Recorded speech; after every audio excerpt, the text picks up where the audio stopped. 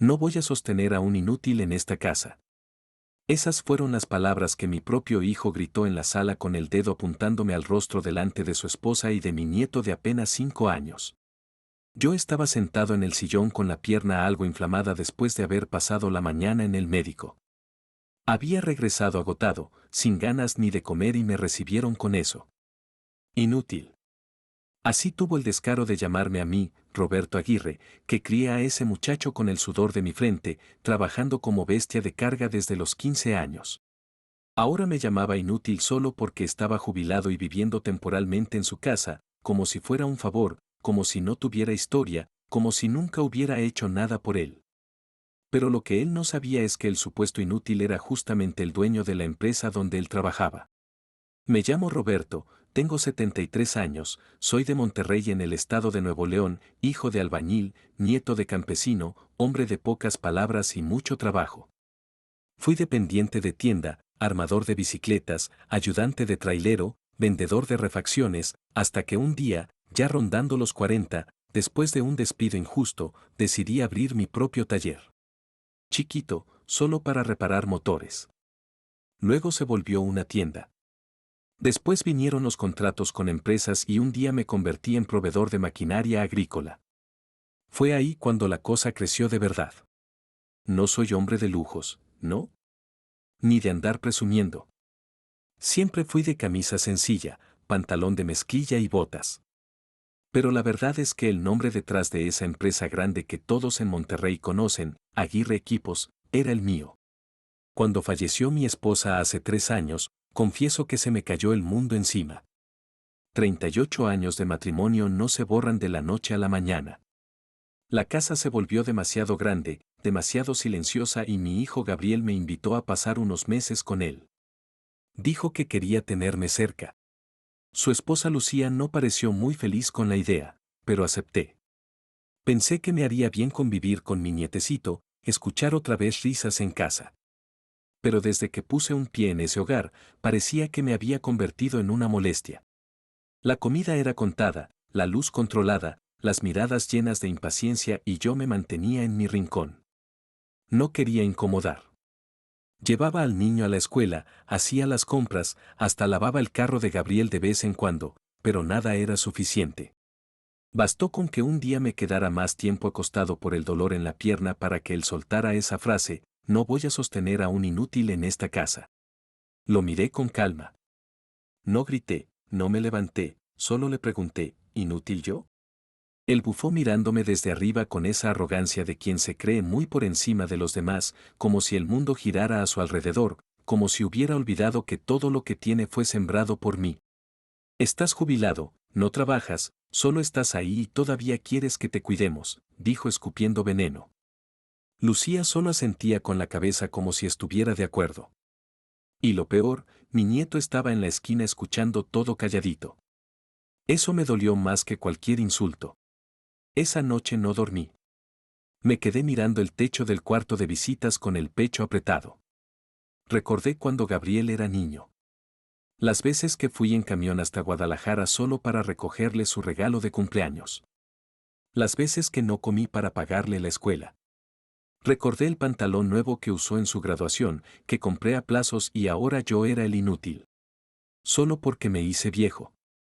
Solo porque ya había dado todo lo que podía dar. Solo porque ahora necesitaba un poco de cuidado. Pero él no sabía que incluso jubilado, yo seguía siendo el nombre detrás de la empresa donde trabajaba. Él creía que Aguirre Equipos ya era cosa del gerente, que yo no pintaba nada ahí.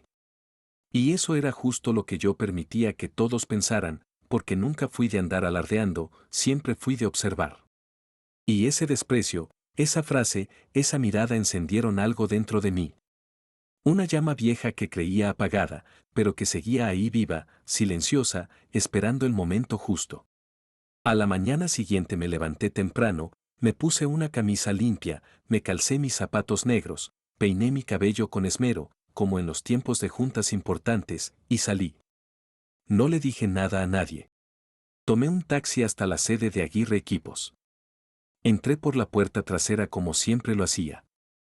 Saludé a la recepcionista que me reconoció de inmediato y fui directo a la oficina jurídica. Llamé al contador, pedí cita con el abogado, me senté con el gerente general, pedí todos los registros, contratos y el expediente del empleado Gabriel Aguirre, mi hijo. Quería saberlo todo, desde cuando trabajaba allí, cómo se comportaba, si había advertencias y lo que vi me hizo respirar hondo. Retrasos frecuentes, uso indebido del coche de la empresa, desvío de piezas pequeñas, quejas de clientes y por si fuera poco, altanero con los compañeros. Eso era el dentro de la firma. Un problema. Pero nadie decía nada porque creían que yo lo protegía por ser mi hijo, que le tapaba todo, pero no me conocían de verdad. Volví a casa por la noche. Cenamos en silencio. Lucía me miraba con ese desprecio de siempre. Gabriel ni siquiera me saludó y yo solo esperé porque cuando la verdad llega no grita, no necesita explicarse, solo aparece. Y cuando aparece, el que tiene que entender entiende. Al día siguiente todo iba a cambiar y yo no iba a levantar la voz ni golpear la mesa. Solo iba a actuar con la dignidad que siempre me guió y con la justicia que él mismo provocó. Amanecí antes que todos.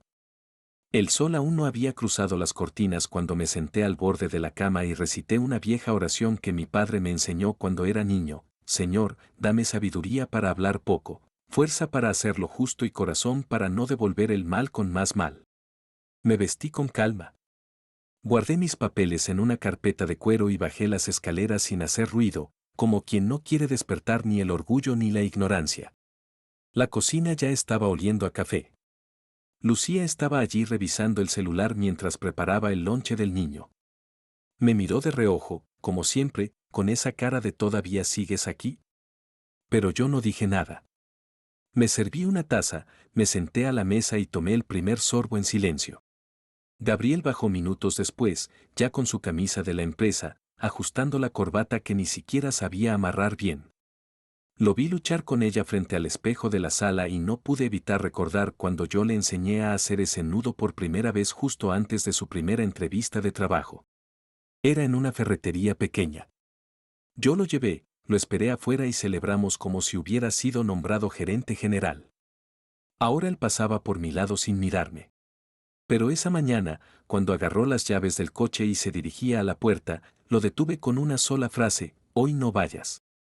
Se volteó frunciendo el ceño. ¿Cómo que no vaya? ¿Y quién eres tú para decirme eso? Soy el dueño de la empresa, hijo, le respondí sin elevar la voz. ¿Y hoy tú no vas? Se rió. Rió como si hubiera escuchado un chiste absurdo. ¿Tú? ¿Tú eres el dueño de Aguirre Equipos? No, que ya estabas retirado. Que el negocio lo manejaba el ingeniero Herrera. Herrera es el gerente. El contrato sigue a mi nombre. Nunca firmé la cesión. Todo sigue siendo mío. Y hoy tengo algo que arreglar allá. Lucía lo miró confundida con la boca entreabierta, como si por primera vez entendiera que el viejo que dormía en el cuarto de visitas era algo más que una carga. Gabriel intentó hablar, pero no le salían palabras. El orgullo le rebotaba en la garganta. Pero balbuceó: no puedes hacerme esto, papá. Papá, dije dejando la taza sobre la mesa con firmeza. Ayer era un inútil. Hoy soy papá. ¿Ya no te molesta sostenerme? Me miró con los ojos vidriosos. Por un segundo, pensé que iba a pedir disculpas, pero no. Se dio la vuelta, azotó la puerta y se fue. Y yo me quedé ahí absorbiendo el último trago de café. Porque la verdad, hijo, no necesita ruido, solo necesita firmeza. A las 9 en punto estaba en la junta directiva de la empresa. Presenté los documentos, expliqué la situación, mostré las quejas, las advertencias ignoradas, los privilegios mal usados. Pedí formalmente el inicio del proceso de baja.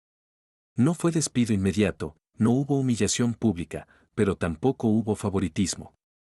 Como cualquier otro empleado con historial cuestionable, Gabriel sería separado del cargo con todos sus derechos, claro, pero sin ningún trato especial. La junta entera se quedó en silencio. Algunos me miraban con respeto, otros con sorpresa y uno que otro con alivio, porque sabían que aunque yo ya no apareciera tanto, seguía siendo el pilar de todo eso. Después de la reunión pasé por el taller, saludos, abrazos, algunos viejos amigos aún por ahí. Uno me dijo, don Roberto, pensé que usted ya no se metía en estas cosas. A veces hay que volver cuando lo que construiste empieza a caerse por dentro, le respondí tocándole el hombro.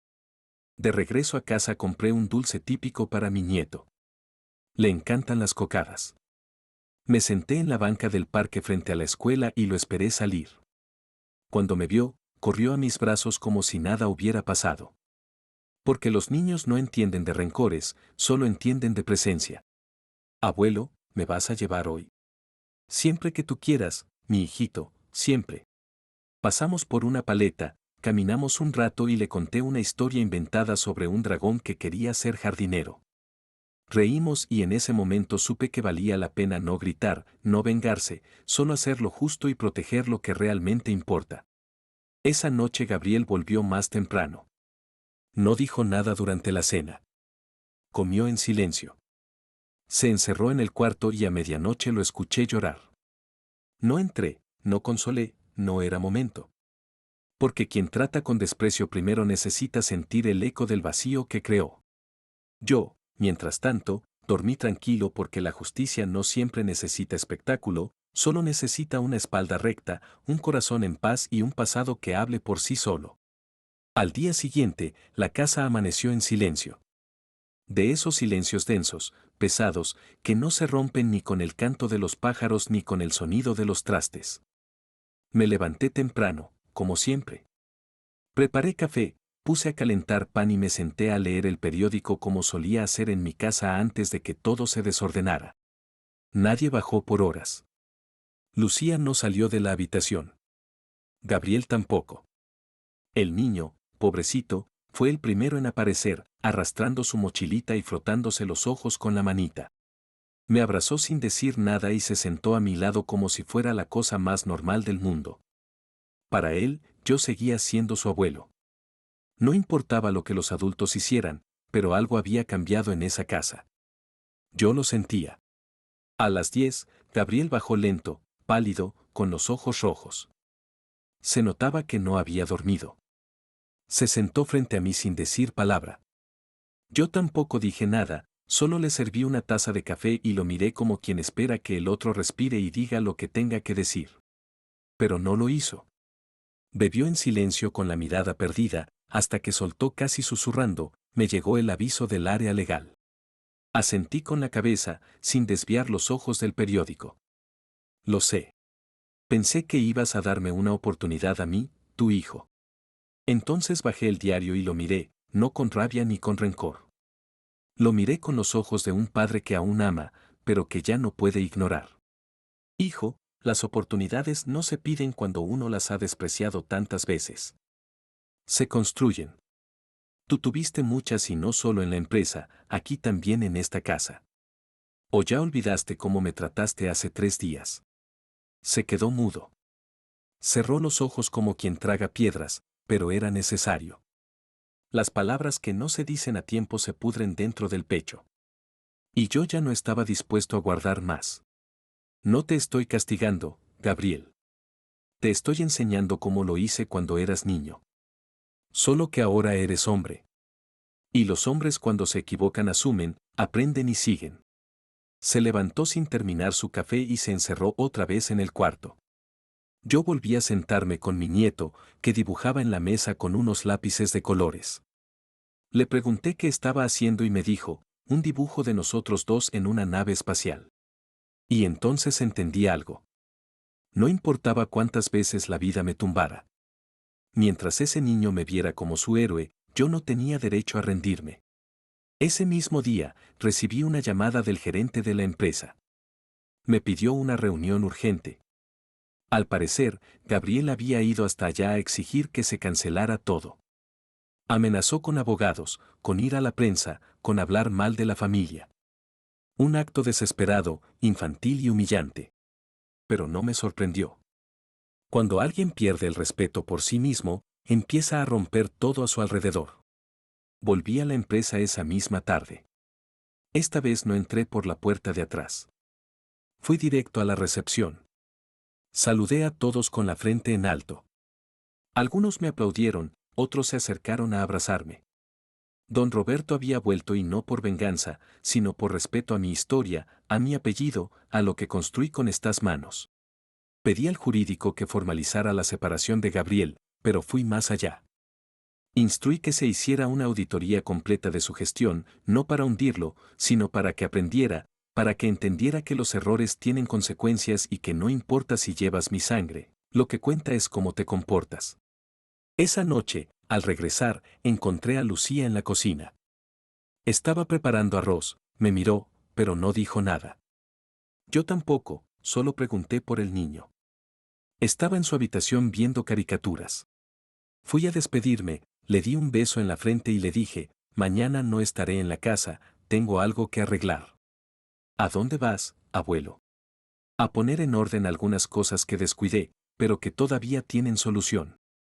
Y es que uno puede perdonar muchas cosas, pero hay algo que nunca se debe permitir, perder el respeto por uno mismo. Y eso, hijito, es lo que vine a recuperar. Salí de casa temprano, antes de que el sol terminara de desperezarse sobre los techos de Monterrey.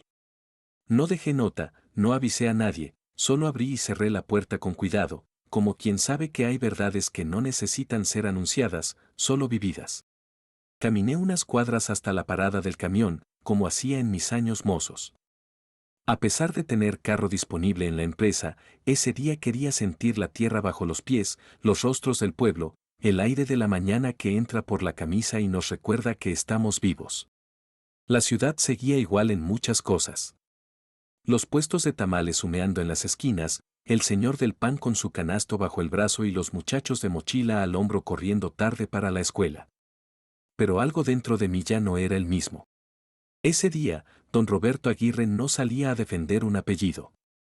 Salía a reconstruir el respeto que su propio hijo había intentado pisotear.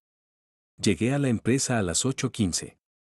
Saludé a todos con una sonrisa breve, sin discursos ni explicaciones. Me dirigí a la oficina central, donde ya me esperaba el contador con los resultados preliminares de la auditoría. Me senté con él por más de una hora. Revisamos movimientos, transferencias, autorizaciones sin respaldo y pequeñas compras personales hechas desde cuentas corporativas. Nada escandaloso, pero lo suficiente como para confirmar lo que ya intuía. Gabriel había usado el privilegio como escudo.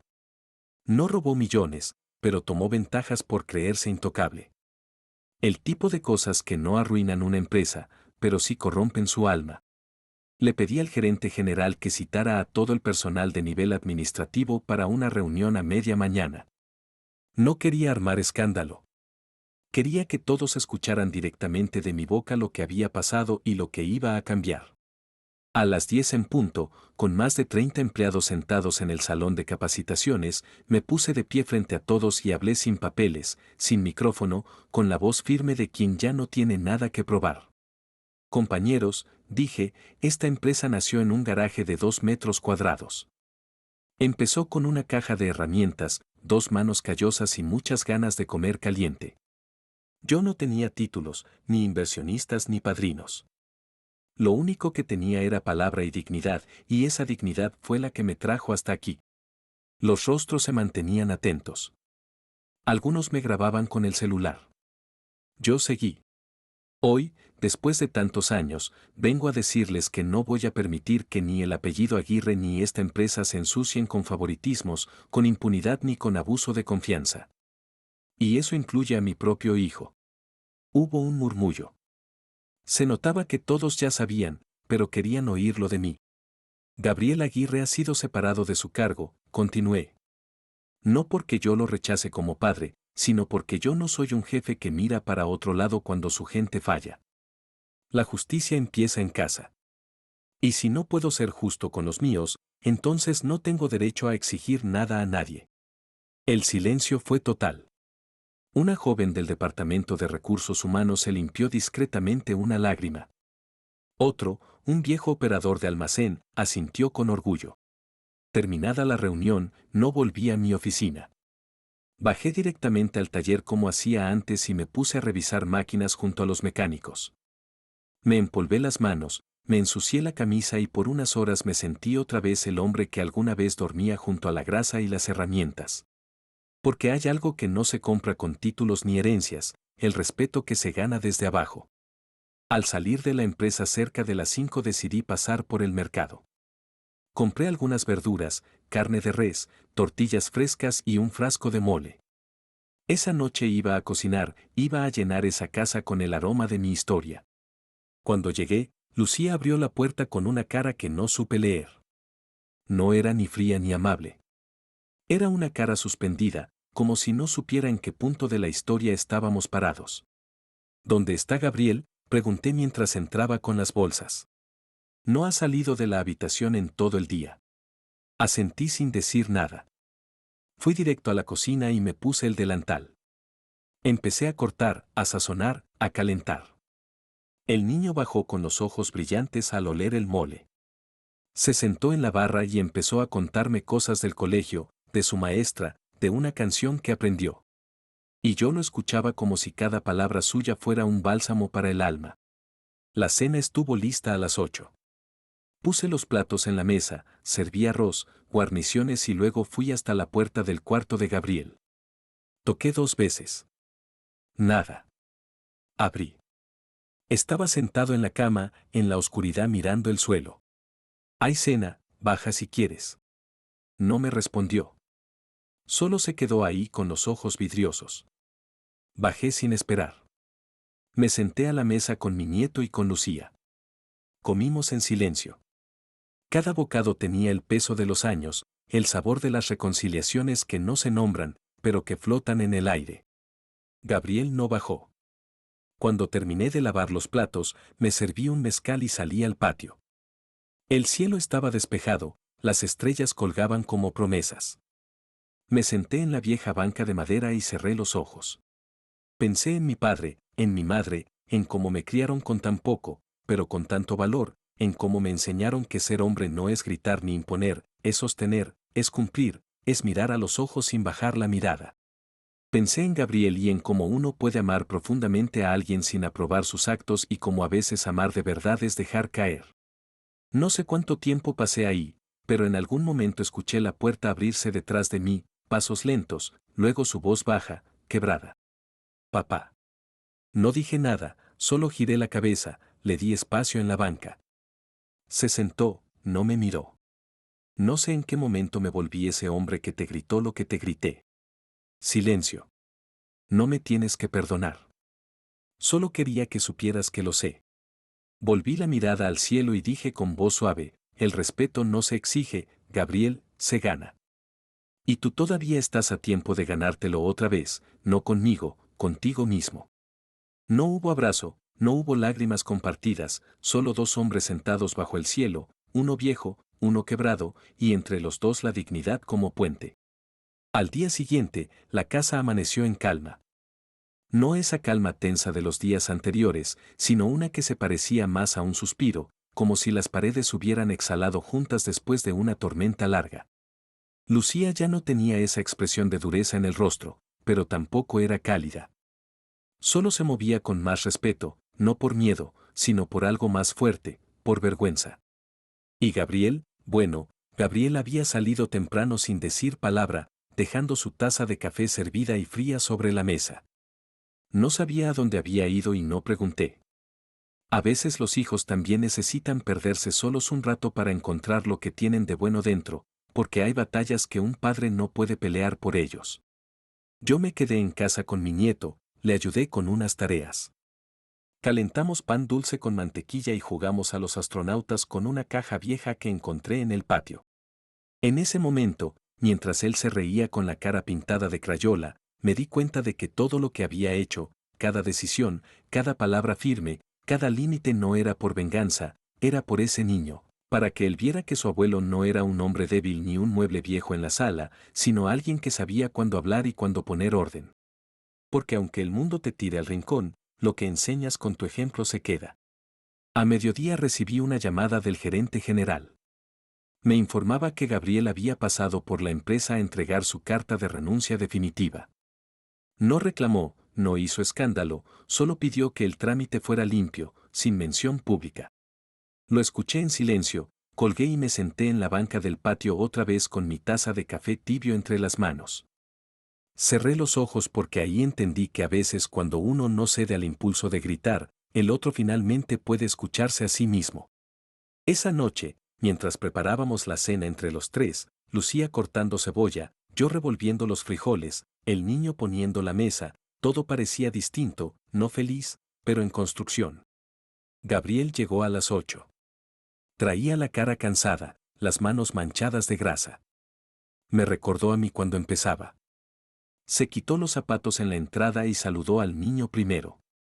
Después me miró. No habló, solo me mostró una hoja doblada, un currículum. Había ido a pedir trabajo en un taller mecánico local. Iba a empezar de cero. Lo leí sin decir nada. Le devolví la hoja y le palmeé el hombro. No porque lo perdonara, sino porque entendía, porque a veces uno no necesita aplausos ni discursos, solo una oportunidad de hacerlo distinto. Lucía lo miraba de reojo, como si aún no supiera si debía creerle, pero yo ya no esperaba nada porque la dignidad no se exige, se vive.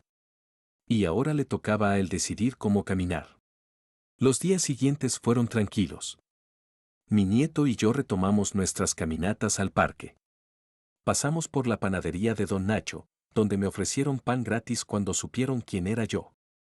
Y en el barrio muchos me saludaban con más respeto, como si ahora vieran al viejo que nunca dejó de ser firme y no al anciano cómodo que vivía con el hijo. Las cosas cambian cuando uno se planta de pie. Una tarde, mientras veíamos el atardecer desde la azotea, el niño me preguntó, abuelo, ¿por qué papá estaba enojado contigo? Pensé bien la respuesta. No quería hablar mal de su padre. No quería ponerle peso en los hombros que no eran suyos. A veces, hijo, los adultos se olvidan de dónde vienen y cuando uno olvida eso, se pierde por dentro. Pero cuando te encuentras otra vez, puedes volver a empezar. ¿Tú también te perdiste? Muchas veces, pero aprendí a buscarme en lo que sí vale la pena. El trabajo, la palabra y la familia que no se rinde. Me abrazó fuerte como si entendiera, como si esas palabras fueran un escudo que lo acompañaría por muchos años. Unos días después recibí una visita inesperada. Era el ingeniero Herrera, mi viejo socio. Traía en la mano un sobre y en los ojos una sonrisa. Roberto, me dijo. Sé que dijiste que no querías volver, pero después de lo que pasó, muchos aquí piensan que deberías estar de vuelta, no como administrador, pero sí como consejero, como voz firme, como lo que siempre fuiste. Abrí el sobre, una invitación formal para formar parte del nuevo Consejo Consultivo de Aguirre Equipos con un pequeño salario simbólico y mucho respeto detrás. Lo miré y sonreí. No quiero estar allá todos los días, pero sí puedo ayudar a que las cosas sigan rectas. Cuenta conmigo. Ese mismo día volví a mi antiguo escritorio, limpio, conservado, con mi placa de fundador aún brillante. Me senté, pasé la mano sobre la madera e inspiré profundo. Porque cuando uno siembra dignidad, la cosecha llega, no siempre con flores, pero sí con raíces. Desde que regresé a esa vieja oficina, la vida comenzó a tomar otro ritmo. No fue como antes, claro. Ya no llegaba a las 7 ni me quedaba hasta que anochecía. Ahora llegaba cuando lo sentía necesario. Conversaba con los responsables, revisaba algunas decisiones y, sobre todo, escuchaba. Porque después de tantos años en silencio, entendí que a veces la mejor forma de guiar no es dar órdenes, es prestar oído. La juventud que ahora dirigía la empresa tenía ideas, entusiasmo, pero también ansiedad, urgencia de hacerlo todo rápido. Y ahí estaba yo como un faro antiguo en medio de la costa, recordándoles que no hay nada más moderno que la sensatez. Me recibían con respeto, me pedían opinión y poco a poco, sin hacer ruido, volví a ser parte viva de Aguirre Equipos, no como jefe, sino como raíz. En casa las cosas también habían tomado otro color. Gabriel seguía trabajando en el taller local. Ganaba menos de la mitad de lo que ganaba antes, pero llegaba más cansado y más humano. No hablábamos del pasado y yo no le preguntaba nada sobre su nuevo trabajo, pero notaba que había empezado a entender el peso de lo que se construye desde abajo. Lucía, por su parte, se había vuelto más silenciosa, menos altiva. Ya no se quejaba de mi presencia, ni se mostraba incómoda cuando yo pasaba por la sala o cocinaba algo. No éramos amigos, pero la tensión que antes se podía cortar con cuchillo, ahora era solo un recuerdo. Y el niño, ese sí, seguía siendo mi ancla. Me esperaba con dibujos, historias, preguntas curiosas, me hacía sentir vivo, necesario, y eso a mis 73 años valía más que cualquier homenaje. Una tarde, mientras limpiaba una vieja caja de herramientas en el patio, encontré una foto arrugada de Gabriel cuando tenía 8 años. Estaba sentado en mis piernas, sonriendo con las manos llenas de grasa. Fue el día que le mostré cómo cambiar el filtro de aceite del carro. Lo recuerdo como si fuera ayer. Él había corrido emocionado a contarle a su madre que ya sabía arreglar motores como papá. Me senté con la foto entre las manos y me pregunté en qué momento se perdió esa conexión. No es que yo quisiera volver al pasado, ya no. Pero a veces duele no saber en qué esquina del camino un hijo deja de admirar a su padre y empieza a verlo como un estorbo. Tal vez sea inevitable. Tal vez todos pasamos por eso o tal vez simplemente dejamos de hablar a tiempo. Esa misma noche, mientras cenábamos los tres en la mesa, el niño soltó sin previo aviso que en la escuela le habían preguntado a qué se dedicaban sus abuelos y él había dicho que yo era el jefe de todos los que arreglan máquinas grandes. Gabriel bajó la cabeza. Lucía sonrió nerviosa. Yo solo acaricié el cabello del niño y dije, no jefe, mi hijo, solo alguien que sabe cuándo ensuciarse las manos. Hubo un silencio breve, pero en ese silencio algo cambió. Gabriel me miró por primera vez sin orgullo herido. Me miró con algo más parecido al reconocimiento, como si entendiera poco a poco que la autoridad no se impone, se gana, que un hombre no vale por lo que impone, sino por lo que inspira. Días después recibí una llamada del Instituto de Formación Técnica del Estado. Habían escuchado mi historia por un trabajador de la empresa y querían invitarme a dar una charla para los jóvenes que estaban aprendiendo mecánica. Me sorprendió. Nunca me vi como maestro, pero acepté. Al llegar me esperaban con sillas en semicírculo, una mesa con café y más de 20 muchachos con ojos abiertos de curiosidad. Me senté frente a ellos y no les hablé de motores, les hablé de errores, de caídas, de la vez que dormí en el taller porque no tenía cómo pagar la renta, de cómo cargaba piezas en la espalda cuando no tenía empleados, de las veces que lloré en silencio por no poder comprar un uniforme para mi hijo. Y les conté que muchas veces me sentí solo, inútil, invisible, hasta que entendí que ser hombre no era aguantar todo, era saber cuándo hablar. Al final, uno de ellos me preguntó qué era lo más difícil de envejecer y yo respondí, ver que tu propio hijo olvida quién fuiste y tener que recordárselo sin destruirlo. Aplausos tímidos. Algunos se acercaron a abrazarme. Yo me fui con el corazón lleno y el alma tranquila. Esa noche, cuando regresé a casa, Gabriel estaba en el patio, sentado en la banca donde tantas veces yo había reflexionado en silencio. Tenía una cerveza en la mano. Me ofreció una. Me senté a su lado. No dijimos nada durante varios minutos. Luego él soltó sin mirarme, Lucía quiere que busquemos una casa. Dice que ya es momento de vivir solos. Me quedé quieto, no por sorpresa, sino porque ya lo había imaginado. Era natural. El ciclo se cerraba. Me parece bien, le dije. La familia necesita su propio espacio. Yo no estoy aquí para estorbar. Solo vine a acompañar un tramo del camino. No viniste, respondió él. Te llamamos y tú viniste con el corazón abierto. Nosotros fuimos los que fallamos. Lo miré por fin y vi en sus ojos algo que ya no esperaba. Humildad, no por debilidad, sino por haber cruzado el desierto y regresar con las manos vacías, pero con el alma más liviana. No me debes nada, Gabriel. Solo haz lo mejor con tu hijo, que él nunca tenga que recordarte quién fuiste. Nos quedamos allí viendo cómo el cielo empezaba a cambiar de azul a negro con las primeras estrellas titilando sobre Monterrey. Y en ese momento supe que no necesitaba que me pidiera perdón porque ya lo había hecho, no con palabras, sino con silencio, con trabajo, con dignidad. Y eso para un hombre como yo era suficiente.